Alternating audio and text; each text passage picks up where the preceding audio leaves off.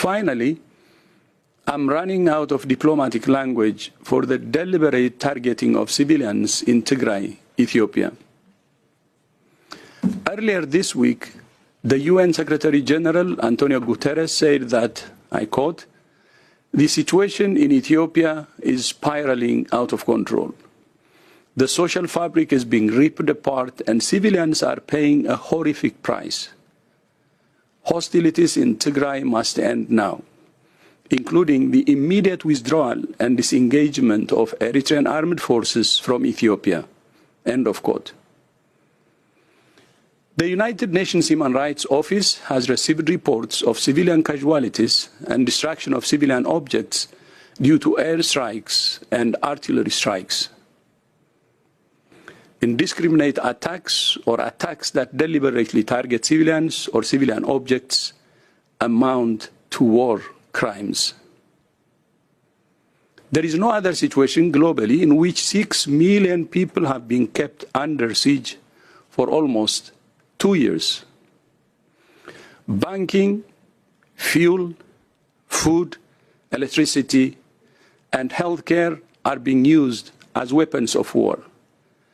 Media also is not allowed, and every distraction of the civilians is done in darkness. Even people who have money are starving because they can't access their bank for 2 years. Children are dying every day from malnutrition. There are no services for tuberculosis, HIV, diabetes, hypertension, and more.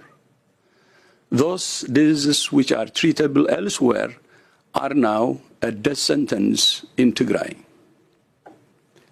Yes, I'm from Tigray, and yes, this affects me personally. I don't pretend it doesn't. Most of my relatives are in the most affected areas, more than 90% of them.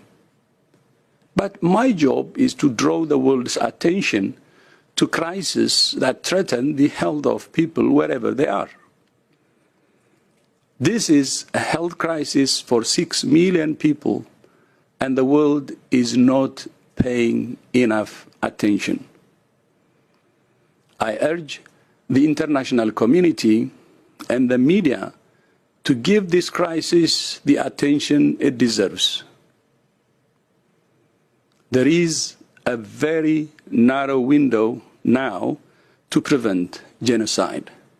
I repeat, there is a very narrow window now to prevent genocide in Tigray.